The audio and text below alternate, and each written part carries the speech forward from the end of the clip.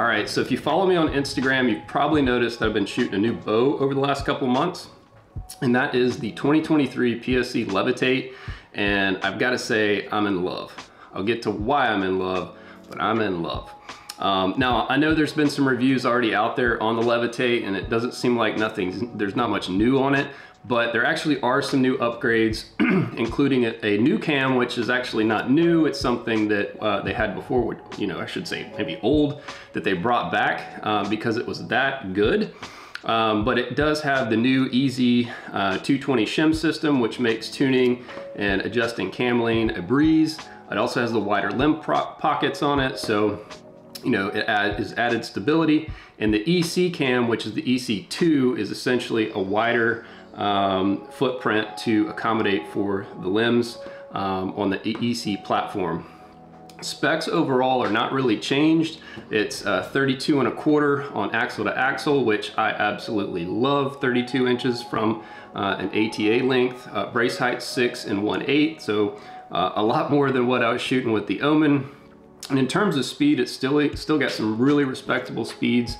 The EC2 is 338. If you're looking for some more speed, the E2 is actually, almost touching 350 at 348 feet per second. But again, that's a more aggressive cam, a different profile altogether. There's a lot of reviews and speed numbers on that particular cam combination. But really the EC2 to me is probably my favorite PSE cam that they've made. So why did I choose this bow? First off, I've never owned a carbon bow. I've always wanted a carbon bow. And finally, after many, many years of shooting and being in the archery game, I went out and bought a carbon bow. So I gotta say, it's a game changer for a variety of different reasons. Mainly, I noticed this. I went and shot tack this year, had a fantastic time. Was out there with my buddy Joe Gabot, which go follow him. He also has a channel, and also check him out on Instagram. He has some awesome content, and we had a blast. But I'm telling you, going through the mountains and carrying his bow sometimes with my bow, I can tell you the carbon definitely has the weight advantage. It's a pleasure really to hike around the mountain with it. So it's rated, I think, bare bow at 3.6 pounds, which is a featherweight, and it's noticeably different in terms of shooting it, which it took a little bit to get used to. I'll talk about that in a little bit, but all in all, big advantage. And it's really difficult for me to shoot aluminum bows now, but I'm sure I'll get back to that. So again, I love the specs on it. 32 inches is right in my wheelhouse. I went with the EC2 cam really because I wanted a smoother draw. I've been shooting the E2, and it is smooth in terms of an aggressive cam, but it does have that kind of hump in the back. And I was just looking to try something different. I'd heard wonderful things about the EC cam. So when they put this on the Levitate, I really thought, okay, with those specs and that cam, I'm still gonna be able to get the desired speeds that I want with a much smoother draw cycle. And my speeds that I'm looking for, a lot of it is, I'd like to be between like around 285. I don't want to be more than 290, and I don't want to be below 280. So 285 to me is really a nice sweet spot in terms of tuning. You get good trajectory, and typically I like to shoot around a 450, 460 grain arrow. So for a bow to be able to do that and be smooth is a complete win in my book. And again, I'm not going to spoil anything, but we'll get to the speeds a little later in the video. So my setup, and let me introduce you to Betty. Betty is a beauty. So Betty is set up, I have her at 29-inch draw length, 80% let off, which I like a little bit more holding weight. And again, it's very, very smooth. And I don't find any major jumps between 85 or 90 to 80. It's just an overall very smooth experience shooting the bow. I've got 70-pound limbs. I upgraded the strings, the live wire strings, to A3 archery strings. These are the Bloodline fiber, which really I would recommend going with these if you're in the market for some new strings. not a lot of maintenance, or actually zero maintenance. Once I put them on, they don't stretch. There's no twisting of the peep or anything like that. Really great strings. I have them on several bows, so highly advise checking them out, especially in the Bloodline Fiber series. I've got my HHA Tetra Max Rise, and then I also have my UV scope. On that, I think that is a fantastic combination. I've already done a review on that setup, and you can go check that out if you want. Just like most of my other bows, I'm shooting the Hamskea Epsilon rest, which I find it's, you know, easy to tune. It is super reliable and pretty streamlined, especially compared to some of the past Hamskeas. It's no longer a tank. This is really a fantastic rest that, you know, I love it a lot.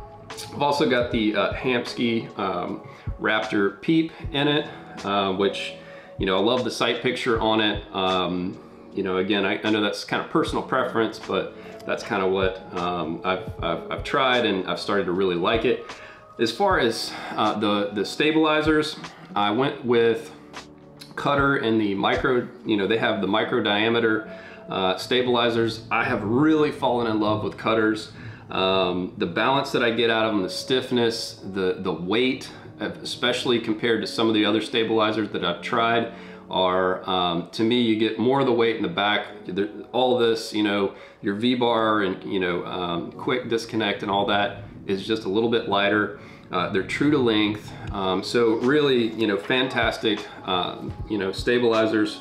The V-bar is awesome. It has teeth on it, so even if something were to break loose, which I've never had anything break loose on it, it's not going anywhere. I mean, you really, even to adjust it, you really have to kind of pull it out and move it around. So it is really a hunter's setup. You're not really gonna have to ever worry about anything coming loose. This is, you know, probably my favorite stabilizer setup so far. So yeah, go check those out. So this is the setup. I love her to death. Absolute joy to carry around. Maybe one last thing on the bars. This is a 10-inch on the back with 6 ounces of weight, and I have a 15 on the front with 3 inches of weight. This is coming from, you know, tack. So it was, you know, really my tack setup. But I tell you what, we talked about speeds. Let's get you some speed numbers and go check that out. All right, so let's run some speed numbers real quick. So I went ahead and got the Levitate setup outside. So there she is. And then I've got the targets chrono set up. We've got really good sunlight, which is helpful for getting an accurate reading on the chrono. So I'm gonna run a few arrows through it, and yeah, let's see what we get.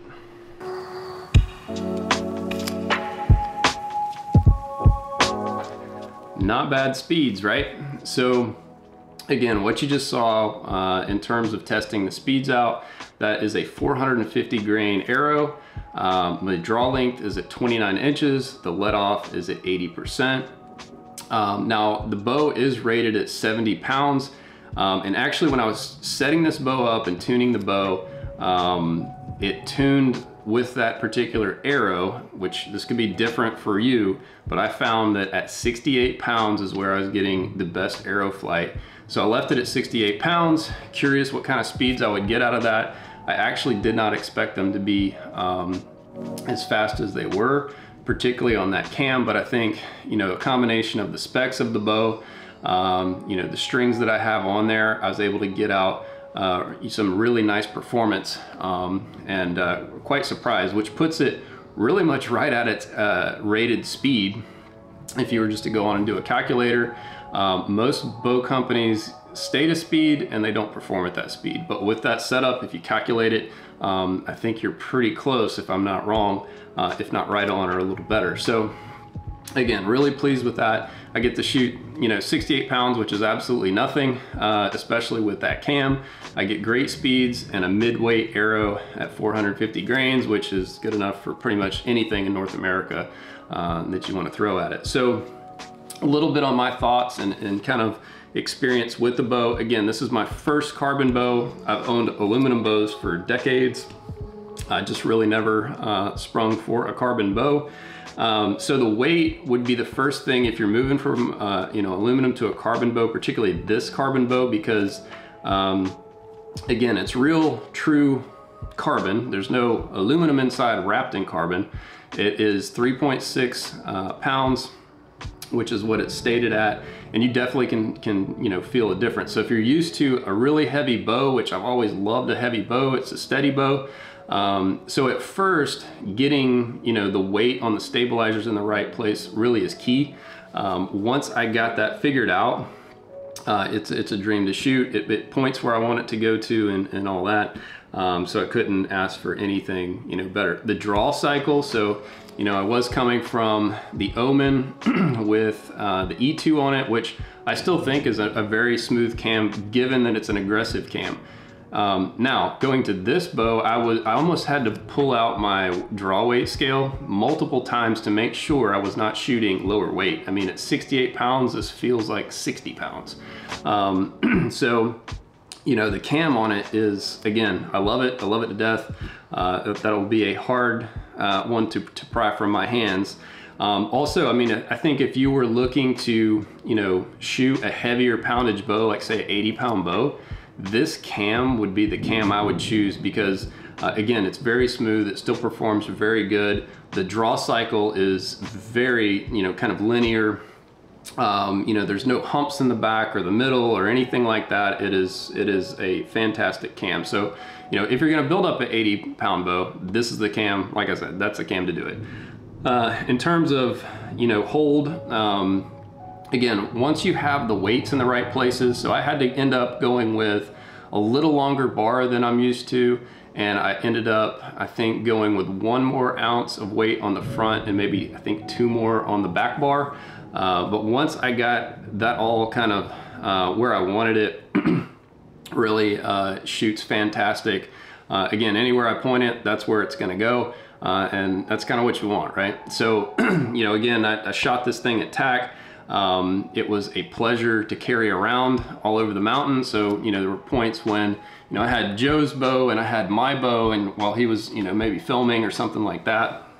And there is a, you know, drastic difference in weight with those 2 bows. You know, again, such a joy to basically carry around. Also, in terms of shooting, like, you know, TAC's the place to test out these things. You're shooting past 100 yards. And that's really where you're gonna, you know, test your equipment out. And yeah, I mean, just drilling stuff at 100+ yards with this bow was no problem at all. So again, it performed great. I can't wait to hunt with it this year. I think it's gonna be fantastic on the mountain, unless another bow pops up, which there are a few more coming. So, you know, if you wanna see some more PSEs in particular, you know, stay tuned. I'll you know, definitely walk you through those. Maybe lastly, before I close out, who is this bow for? It's, you know, really when you're going for a carbon bow, you're going for the highest end bow. You know, this is somebody that has to have the best, the lightest, you know, bow out there. And really it's the weight savings, I think, that, you know, why somebody would want to go to a carbon bow. And just, you know, unless, you know, and maybe this is actually a really good reason it's so hot here, I haven't really figured this out yet, or tested it out, I should say, is holding aluminum bow when it's cold. You know, unless you're wearing gloves, and I don't like to really wear gloves, it's really cold. Probably unbearable in many cases. But, you know, the carbon riser doesn't, you know, have the same effect as aluminum, so that's a big plus. So if you're, you know, hunting in really cold climates, you know, that would be something that would definitely be a positive for you. And again, the overall weight savings, or just having the best of you know, what's out there, this would kind of be, you know, in that demographic of who would be looking for this bow. You know, in terms of, like, you know, performance or size, I mean, the cam goes from 25-inch draw length to 30.5. It performs fantastic speeds, you know, given the specs and the cam. If you did want to, you know, you did need a little bit more, you know, speed. Let's say you're in a shorter draw length and you're not quite getting the speeds that you want. There is still the S2 cam out there, which is a sizzler of a cam. And then there's also the E2 if you're, you know, kind of in that longer draw length, need something over, you know, the EC2 specs. There's that, plus, you know, you're gonna add, I think it's 10 feet per second or so on that particular setup. So there's several different options. It's one of the things that I like about PSE. You're not stuck with, you know, essentially one bow and one cam. You've got a variety of bows, a variety of cams, depending on, you know, what your goals are in terms of whether it's, you know, archery in general or hunting. They've got you covered. So that's kind of how I sum up this bow. I think it is a fantastic platform. Really recommend it. If you've been, you know, curious out there about a carbon bow, this would be the bow I'd pull the trigger on. You know, if you're kind of in my specs, you know, there is the Mach 34 that's out there that's a little longer axle to axle. I will be covering that one soon. So anyway, there is some fantastic options out there. Go check them out. And as always, I really appreciate you stopping by. Please subscribe to the channel. It helps me out. Like, add a comment below. Let me know if you've shot a Levitate, what'd you think of it? Or just let me know what kind of bow you're shooting this year, you know, for the season, which is coming up. Go follow me on Instagram. I'm SG Holmes. That's where all my day-to-day stuff is. You can DM me or say, hey, I love hearing from you. And as always, aim small, miss small.